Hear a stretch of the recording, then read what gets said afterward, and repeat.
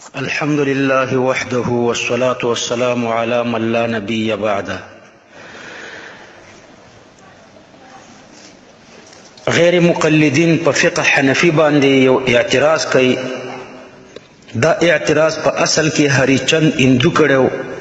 داغه نه یوسفی جی پوری حقیقت الفقه کې را نقل کړو. داغه نه بیا صادق سالکوټی په سبیل الرسول کې را نقل کړو. او زمونږ د زمانی غیر مقلد نیاز محمد عرف امین الله پېښوري هغه بیا هغه اردو پښتو ته راواړوله. اعتراض داسې کوي چې اولا بالامامت هغه څوک دی چې د هغه ذکر غټ وي، یا اولا بالامامت هغه څوک دی چې د هغه ذکر وړوکی. حواله په شامی باندې ورکوي. در مختار جلد اول صفحه 521 یا صفحه 315 په بعضی چاپونو کې چې اولا بالامامت هغه څوک دی چې د هغه ذکر وړوکی وي یا ذکر غټي معاذ الله. جواب واورئ ورونو. لا مذهبو هسې د احنافو د ذکرونو پسې ګزونه راخیستي دي او په مترو کوي لکه د اجراء د مفاعلو چې همیشه ذکر ته سودای. نو د غیر مقلدینو همیشه ټول عمر د ذکر په سوچونو کې تیر کړو او بیا د احنافو د ذکرونو په سوچ کې ټول عمر تیری. لکه وږي سړی ته چې هر دوه ډوډۍ ښکاري، نو غیر مقلدینو تم د هر لفظ نه د احنافو ذکر ښکاري. په فقه کې نه یوازې دا چې د ذکر ذکر نشته بلکې تردید شوی دی. په در مختار کې صرف دومره لفظ دی چې اولا بالامامت هغه امام دی اکبرهم رأسا و اصغرهم عضوا، یعنی چې سری غټ وي او اندامونه د تناسب سره واړه وي. نو هلته صرف لفظ د اعضا یا د عضو دی. او شامی رحمه الله بیا په خپل وضاحت کړی دی چې د لفظ د عضو نه عضو مخصوصه یعنی ذکر هیڅ کله نه دی مراد، بلکې د اصغرهم عضو نه تناسب چې اندام مخصوصه بالکل نه دی مراد، بلکې مطلب دا دی چې سر به غټ وي او اندامونه به د تناسب سره واړه وي. د عضو ترجمه دا په معنا د ذکر سره نه ده. غیر مقلد وحید الزمان د احناف مسلک بیانوي او لیکي چې اکبرهم رأسا و اصغرهم قدما. د فقه معنا داسې کوي چې سر به غټي او قدمونه به د تناسب سره واړه وي. او نور علماء وضاحت داسې کوي چې عضوان جنس دی، اصغرهم عضوا، دا معنا چې نور اندامونه د تناسب سره واړه وي، یعنی ډیر طویل الیدین والاذنین وهکذا نه، ځکه چې عدم تناسب د اعضاء د فاسد مزاج علامه ده. او د فاسد مزاج والا سړی قمقلی، او د قمقل امام جماعت وړوکی وي او بهتر هغه جماعت دی چې هغه غټ وي. لدی وجنه فقها فرمایي چې په نورو صفاتو کې کاندیدان د امامت یو برابري، نو بیا اولا بالامامت هغه څوک دی اصغرهم عضوا، یعنی چې سر غټ وي اکبرهم رأسا و اصغرهم عضوا، سر غټ وي او اندامونه د تناسب سره واړی. ځکه د چا اندامونه چې د تناسب سره واړی نو هغه امام یعنی د تناسب سره چې واړی دغه مزاج برابري دغه امام، او د کم امام مزاج چې برابري هغه عقلمند وي. او د عقلمند امام جماعت غټ وي، او چې څومره جماعت غټ وي هغومره پکې فضیلت ده. وګوره بخاری کتاب المنافق او کتاب المناقب باب صفت النبی صلی الله علیه وسلم رقم الحدیث 3548. په کابل کې یو دارالوکاله ده، دغه وکیل نوم غلام سخی بڅر کې دی. دغه سره د غیر مقلد نیاز محمد کونړي امین الله پېښوري دغه کتاب یې خو الحق الصریح او ورسره څنګه کې فتاوی شامی مې خو. نو د دې لپاره ما اراده وکړه چې دته د منافقت لخکاره کم. نو ما ورته ویل چې دا د وابیانو کتاب دی د ځان سره یې خیر دی، کې خو ټول دروغ لیکل شوي دي. نو هغه ما ته وایي چې ته ماته یو دروغ پکې راوښیه. نو ما باب الامامت په مشکات کې ورته راواړولو. په هغې ځای کې دې اجراء امدا لیکلي و چې اولا بالامامت په فقه کې هغه څوک دی اصغرهم عضوا چې ذکر یې وړوکی دی. په الحق الصریح د امامت په باب کې په احنافو دا اعتراض کړی دی او حواله په فتاوی شامی باندې ورکړې وه. هلته مې شامی م راواخیسته.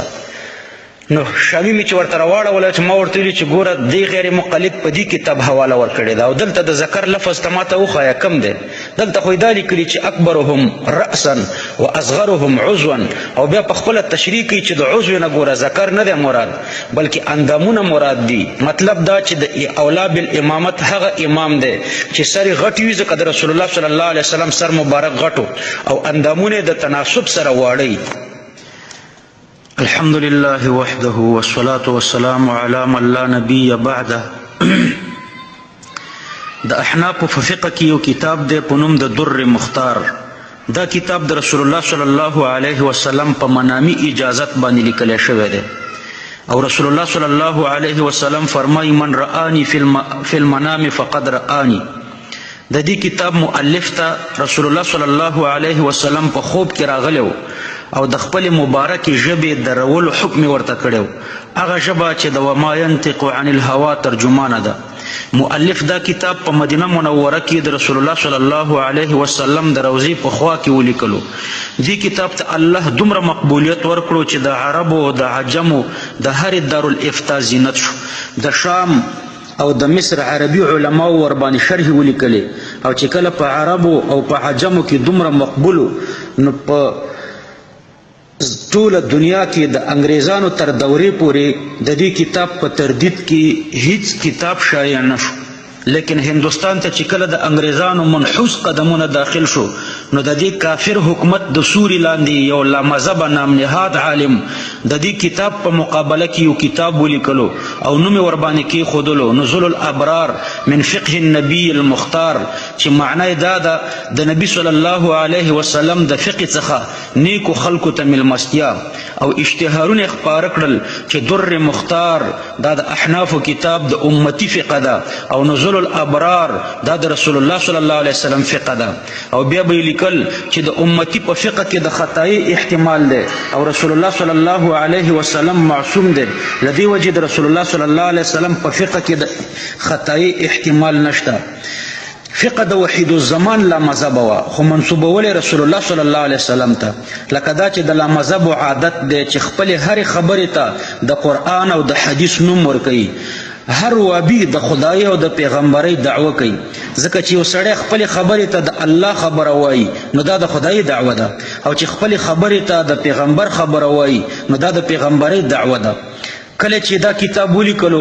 نو دایم ورسره ولیکل چې د دې کتاب مطالعه د نفلي عبادت نه زیات ثواب لري نو لا مذهب ته درخواست ده چې زه یو څو مسائل د دې کتاب ذکر کوم نو لا مذهبان دي د هر منځ نه وروسته د ثواب په نیت د خپل د مستند کتاب د دې مسایلو تلاوت کوي یو څو به زه د الله پاک په توفیق ذکر کوم د لا مذهب مشهور مؤرخ ابو یحیی امام خان نوشهروی د لا مذهب په تاریخ یو کتاب لیکلی دی په نوم د هندوستان می اهل حدیث کې علمی خدمات په مکتبه نظریه اقبال ټاون لاهور نه شایع شوی دی دا مکتبه د غیر مقلدینو د سربراه شیخ الکل میاں نذیر حسین دهلوی په نوم باندې جوړه شوې ده د تاریخ په دې کتاب کې په صفحه 950 کې د وحید الزمان دا کتاب د اهل حدیثو په علمی خدمتونو کې د فخری په طریقه باندې شامل کړی دی زه د دې کتاب یو څو مسائل درته پیش کوم او تاسو ته به د دې نه پته ولګیږي چې غیر مقلدین د قرآن او د حدیث په نوم باندې څومره ګندګي په امت کې خپرول غواړي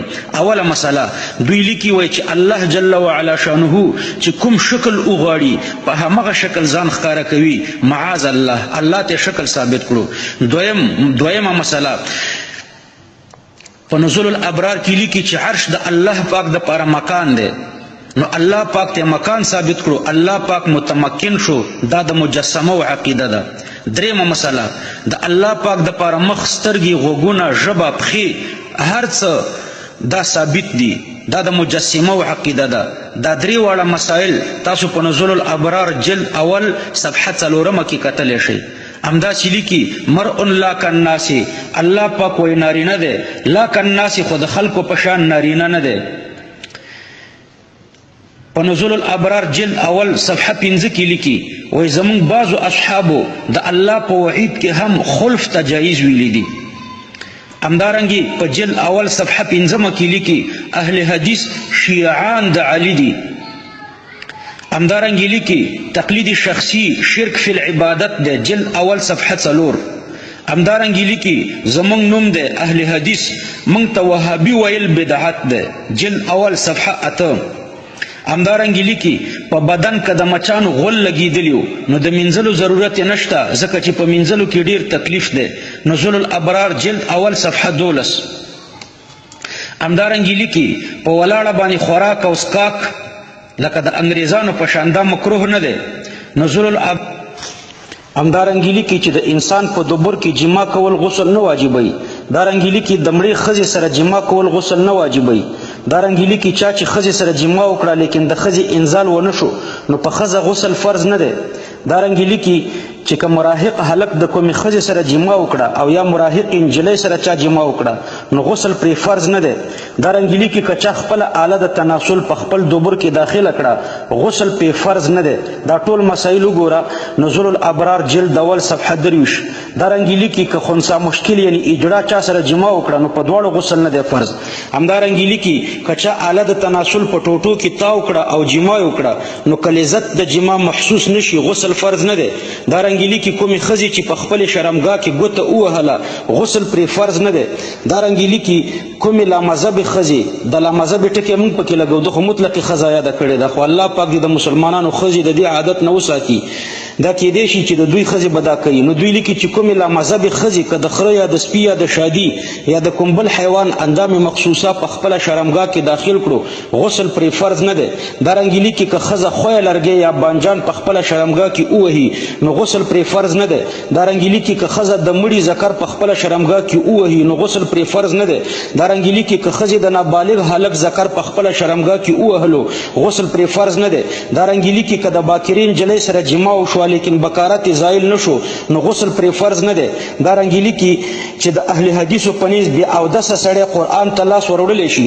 دارنګه لیکي حایضې نفاسي او جنوبې ته د قرآني دعاګانو لوستل مکروه نه دي.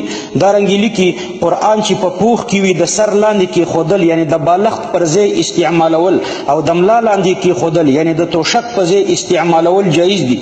دارنګه لیکي د منطقو او د عقایدو په کتابونو استنجا جایزه ده. وګوره نزول الابرار جلد اول صفحه 40. دارنګه جلد اول صفحه 20. دارنګه په یو ځای کې لیکي وایي چې د ښځې اواز عورت نه دی. په بل ځای کې لیکي د ښځې د شرمګاه رطوبت پاک دی. دارنګه لیکي د څپلیو او د بوټانو سره لمونځ سنت دی. دارنګه لیکي حنفیان مالکیان شافعیان او حنبلیان ټول مسلمانان دي لمونځ ورپسې جایز دی. خو ورپسې بیا داسې لیکي که ښځې او سړي په صف کې ګډ وډ ولاړ وي لمونځ جایز دی. دارنګه لیکي چې که ښځې په خپل فرج کې مالوچ نه نویستل او پکې غایب شول نو بیا هم روژه ماته نه ده. او بیا لیکي ولو ادخل اصبعه في دبره او ادخلت اصبعها في فرجها لا يفسد الصوم وكذلك لو ادخلت قطنة ثم اخرجتها وان غابت في فرجها فسد بالاتفاق جلد اول صفحه 209. عجیب لا دا چې داسې لیکي والمني طاهر یعنی منی پاکه ده. دارنګه لیکي وكذلك الدم غیر دم الحیض ټولې وینې پاکې دي ما سوا د وینې د حیض نه. دارنګه لیکي وکذلک رطوفة الفرج د ښځې د فرج رطوبت پاک دی. دارنګه لیکي وکذلک الخمر وبول ما یؤکل لحمه. دارنګه شراب او د هغې حیواناتو میتیازي چې غوښې خوړلی شي هغه پاک دي.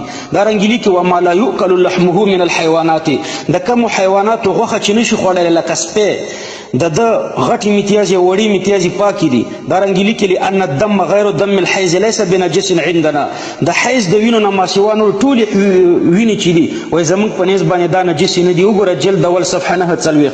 دارنګه لیکي چې چا د خپلې میرې مور سره زنا وکړه معاذ الله نو په پلار یې نه ده حرامه جلد اول صفحه 20.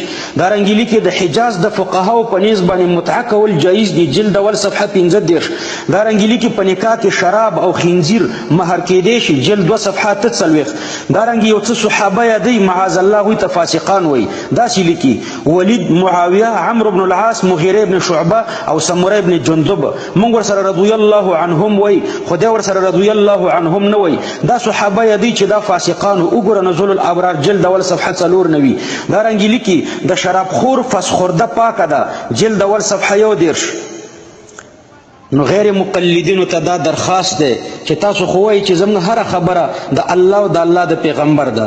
که دا مسایل غیر مقلدین مني نو د دې مسایلو موافق دی یو آیات یا یو حدیث پیش کی، او کنی مني د دې مسایلو په خلاف دی یو آیات یا یو حدیث پیش کی. غیر مقلدین په هر ځای کې د خدای او د پیغمبر دعوه کوي. ما د نمونې په طریقه دا یو څو مسایل ذکر کړه، که د چا ټول مسایل په کار وي ما سره د دوی ټولو کتابونه شته، نزول الابرار، عرف الجادي، کنز الحقائق، بدور الاهله، دا ټول شته او دا د ګن نه دومره ډک دي، د الله او د الله د پیغمبر په نوم باندې دومره ګن دوی را جمع کړی دی چې معاذ الله کافر بم داسې ګن را جمع نه کي. د لامذهبو د عقایدو یو څو مسایل درته ذکر کوم. دوی لیکي وای د الله نه د دروغو صادرېدل ممکن دي. وګوره صیانة الایمان صفحه 15. دارنګې لیکي وای د الله الله الله ذکر کول بدعت دی. وګوره البنیان المرصوص صفحه 103. دارنګې لیکي چې الله پاک په عرش باندې ناست دی او عرش د ده دپاره مکان دی. وحید الزمان وغیره غیر مقلدین لیکي چې د الله پاک د اوسېدو ځای عرش دی، او د متکلمینو دا خبره چې الله پاک په هیڅ جهت او مکان کې نه دی شرعا او عقلا باطله ده. وګوره نزول الابرار جلد اول صفحه 3، هدیة المهدی صفحه 9. دارنګې الله پاک په باره کې د غربای اهل حدیث مفتی عبدالستار لیکي چې الله پاک بذاته او بنفسه په هر ځای کې نه دی بلکې په عرش باندې مستوی دی. فتاوی ستاریه جلد 3 صفحه 55، سوال نمبر 386. دارنګې د دوی عقیده دا ده چې د الله پاک په باره کې لیکي مرء لا کالناس العیاذ بالله، یعنی الله پاک نارینه دی لیکن د خلکو په شان نه دی. وګوره نزول الابرار جلد اول صفحه 3. لامذهب وحید الزمان لیکي چې الله پاک چې په کوم صورت کې وغواړي ځان ظاهروي. وګوره هدیة المهدی صفحه 3. دارنګې لیکي موږ اهل حدیث نه د الله نه د جسمیت، د جوهریت، د بساطت او د ترکیب نفي کو او نه اثبات کو. وګوره هدیة المهدی صفحه 9. د رسول الله صلی الله علیه وسلم فرمان تم حجت نه وای. د لامذهب مشهور مؤلف او مناظر محمد جوناګړي لیکي چې په شریعت کې د محمد صلی الله علیه وسلم هغه خبرم حجت نه ده چې د خپل طرفه بغیر د وحی الهی نه کړی وي. وګوره طریق محمدی صفحه 50. دارنګې لیکي چې تعجب ده چې په کوم دین کې چې د نبی علیه السلام رایه حجت نه ده نو د دې دین والا د یو امتی رایه به څنګه حجت شي. وګوره طریق محمدی صفحه 59. لامذهب زبیر علی لیکي و چې د غور مقام دی کله چې د نبی علیه السلام د خواهشاتو او د رأی پیروي نه ده لازمه نو د بل کوم سړي یا د امام ذاتی رایه به څنګه حجت شي. وګوره مقدمه د نور العینین صفحه 20. دارنګې لیکي وای د رسول الله صلی الله علیه وسلم سره زیات محبت شرک دی العیاذ بالله. لامذهبان داسې لیکي چې د رسول الله صلی الله علیه وسلم سره زیات محبت عقلی شرک دی او د رسول الله صلی الله علیه وسلم سره زیات محبت کوونکی مشرک دی. تحقیق الکلام فی مسألة البیعة والالهام د عبد الله قصوری، غرف غلام علی پریس امیر ترسر، مؤرخه 1293 هجری صفحه 40 او صفحه 41 کې دا لیکي. زموږ د زمانې لامذهب امین الله هغه په یو ځای کې د الحق الصریح جلد اول صفحه 12 کې لیکي چې زنا په 3 قسمه ده او دا دریم قسم زنا معاذ الله ټول پیغمبرانو ته ثابته کړي. په الحق الصریح جلد اول صفحه 320 کې لیکي چې انبیا معصوم نه دي. دارنګه د حکمت القرآن جلد اول صفحه 380 کې لیکي چې د آدم علیه السلام معصیت د حرص او د شهوت لوجو. الله پاک دې د داسې ګنده عقیدونه مسلمانان محفوظ کی. ورونو زه د دې هرې حوالې ذمہوار یم. زه ډېر غریب یم، ما سره روپۍ نشته، خو زما یقین دی چې غیر مقلدین دې ته جواب نشي کولی. نو زه وهابیانو ته چیلنج ورکوم که زما یو حواله غلطه ثابته کړه 1 کروڑ دیناره به ورته انعام ورکم.